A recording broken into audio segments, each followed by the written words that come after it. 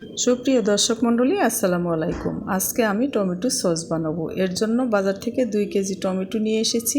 টমেটোগুলোকে পরিষ্কার করে ধুয়ে 4 ফাল্টা করে কেটে নিয়েছি এবং মুখের যে শক্ত অংশটা থাকে সেটা আমি ফেলে দিয়েছি। এর মধ্যে আমি একটা বড় রসুন ছুলে রসুন দিয়েছি আর 5-6টা শুকনো মরিচ দিয়েছি, দিয়ে সিদ্ধ দিয়ে দিয়েছি। কোনো রকম পানি ব্যবহার করি নেই, তবুও দেখেন অনেক পানি উঠে গেছে। আমার টমেটোগুলো সিদ্ধ হয়ে গেছে। এখন আমি এগুলোকে ঠান্ডা করে তারপর ব্লেন্ড করে নিব। ব্লেন্ড করে নিয়ে একটা ছাঁকনা দিয়ে সেঁকে নিব। ছাঁকনা দিয়ে সেঁকে নিচ্ছি।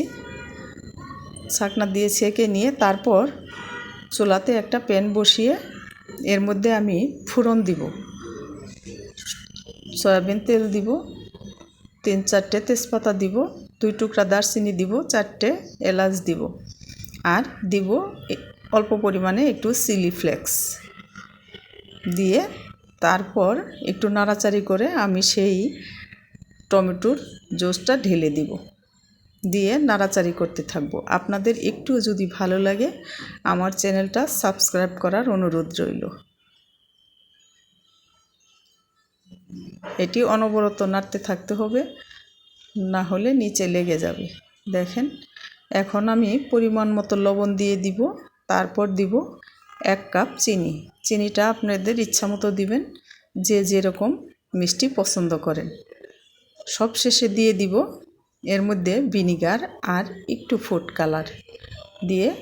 আমার টমেটো সসটা প্রায় হয়ে এসেছে, দেখেন এর মধ্যে পানিটা শুকিয়ে গেছে। এখন আমি এটি চুলার থেকে নামিয়ে ঠান্ডা করে সংরক্ষণ করে রাখব।